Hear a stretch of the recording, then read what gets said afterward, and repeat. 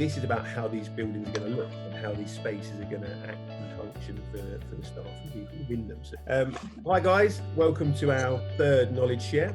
For most of you, you'll kind of be familiar with myself, Victoria and Mark, or Vic Hinted, but today we are joined by some wonderful guests that we've been staying in touch with throughout most of COVID and before that.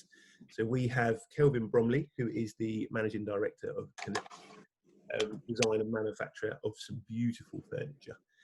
We have Ben from Sedus UK, who's the Managing Director over there. And again, we always have our eye on, there's a few particular pieces that we always put in our projects. And we also have Jacqui from WeSpace, and Jacqui's the principal and founder of WeSpace, FF&E solutions provider. We've worked with you guys across the spectrum of projects now, and I think what we've done with our sort of knowledge shares so far is we've worked with workplace consultants, we've worked with real estate advisors, but I think now as we get to the crux of this is about how these buildings are going to look and how these spaces are going to act and function for the staff and people within them. So this is for me, it's certainly the more exciting end of the project. And so it's how we're going to take all of that new strategy and implement it, and how we're going to visually get something out of that at the end. So I think our first point and our first topic was, what have we really been hearing from our clients? What have they been saying to you?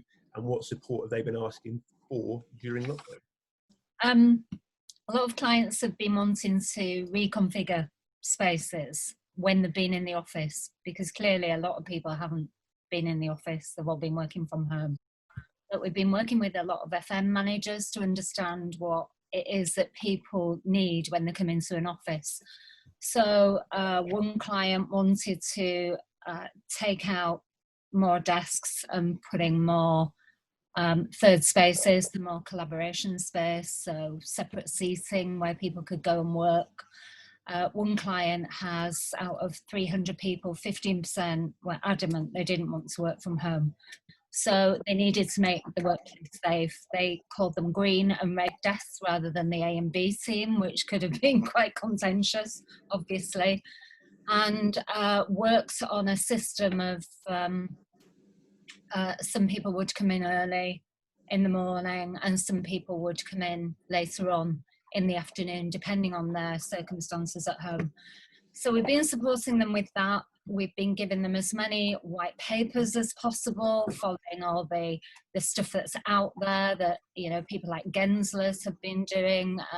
So we've been passing that research on to our clients to say, this is what is being discovered, the data that's been uncovered, this is where we are at this moment. Does it reflect what's happening with you? How can that help you to do your research and get more information from your teams? So by and large, that's what we've done. There's a lot of acoustic products that we've put in place to separate areas as well. I know that we'll come on to acrylic screens, which is a bugbear for me, so I'm looking forward to covering that. So, but that's where we are. That's what WeSpace has been doing to help. The thing that we found to be most beneficial for our customers, and really, you know, there are different levels of customers, but I'm talking more at the leadership level within clients, is knowledge. There's still a lot of unknowns. I mean, if I'll give you an example, one client, Vodafone. Vodafone at the moment haven't looked or are just starting to examine planning their space for the future, because they made a decision very early on that no one would go back to the office until February. So they communicated in March or April to all 82,000 employees across the UK that no one was expected to return before February. And that's given them a huge amount of breathing room and time to start working on understanding how to get people back. And their biggest concern, for instance, is how people actually get back, how they encourage people to be safe back in the office, because we don't know whether there's going to be a vaccine, we don't know whether there'll be a second spike. So the bit that you just mentioned, Victoria, is absolutely right. It's with us, we've been sharing knowledge and trends that we're seeing across all our businesses in Europe. And it's interesting because every country is very, very different. Kelvin, that must be definitely something you're seeing as well across region. Well, to be fair for us, you know, we don't which we deal through a dealer third-party route to market, we haven't had a huge amount of engagement directly with end-user clients. So we would be working through the likes of Jacqui and other customers. But we certainly did a number of presentations to our dealer customers regarding what we felt of our products were, I suppose, COVID appropriate. And we certainly have seen a genuine upturn in the interest of those particular products. You know, and so I think people are still, as Ben is saying, almost sat on the fence. And if you go into London today, which I'm sure you guys have, it's absolutely empty. It's like something out of a movie, isn't it? You know, I got off at Farringdon this morning on the train and 4 people got off. Normally there's a herd gets off. So I don't think people are really getting their heads around how they're going to get back into the office. And I think there's 2 things, isn't there? It's how do you get to the office safely and not use public transport? And then once you get to the office, how do you get in the building? Because you don't want to be climbing up 10 flights of stairs. So I think there's a huge number of challenges around the client base to facilitate people returning to offices in September, when hopefully the children will go back to school. And we'll see. I think, like all these things, it's going to unravel itself. And like the irony is, at the moment, you can go to a pub and get pissed, excuse the French, but you can't go to the office, which seems to be totally, almost counterintuitive, isn't it? And it's worth comparing and contrasting, Matt, with, you know, what our business is seeing in other locations, because I'm looking at, you know, our daily reporting and the projects pipeline and our CRM system, and Europe is so different. So within the Sedus empire, you know, the only other country that's suffering as much on activity as the UK is Italy. Germany, Austria, Switzerland, Belgium, France, they're really doing very, very well in comparison to, you know, the UK and Italy. The numbers are strong. What is their strategy? So is that because they've gone straight? They're all back at work, mate. And nothing's changed in terms of... No, they're back. When I do video calls with my head office in Germany, everyone's there. They're doing the distancing. When they're in, you know, close proximity, they're wearing masks. Yeah. But everyone is working.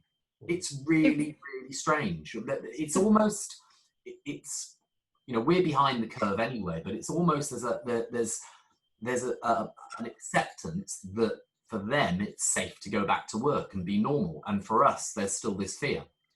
But just to go back to the other thing you said about France, what my French colleagues are telling me is that because France is such a publicly owned country, because so many French employees work or their businesses are invested in by the state is sending a clear message to French industry saying, you carry on as normal and you keep your projects going. So there are a couple of very large banks in France that have placed significant orders with us. And I mean, really good ones. And I'm quite shocked because I thought it would have stopped. But they said, no, they've been told that it's their responsibility, because they're receiving or their support from the state, an interest from the state, to keep, you know, going as normal. And is it different types of products, Ben? Is it the products that you would expect normally in those type of orders? Is it the norm, what they're ordering, or is it that they are taking a little bit of a view on it's going to be, I don't know, more activity-based work settings, different types of collaboration furniture, or is it the norm? It's just the norm? So we received an order last week, and again, Kelvin and Jacqui, I don't know whether this would shock you or make sense to you, but we received an order for over 100 cubes last week in France. I was like, what, really? Oh no, is it going back to tradition? But the fact that this is an enclosed space, which a lot of people in the UK I perceive are saying, whoa, this isn't something that we would consider buying at the moment because of air and blah. No, you know, there are big orders being placed for products like this. So either they don't have the same concerns that we have, they have a better system for dealing with it, or they're expecting the future to return to some degree of normality. I think that is quite strange. The touch point has been for us, how long does the pandemic go on for? How long do we work from home before the model changes and how we go back to the office, and will that office just be different? So what you're saying, Ben, is actually because in the rest of Europe they've gone back quite quickly, actually too much hasn't changed in terms of what their future office space is going to look like.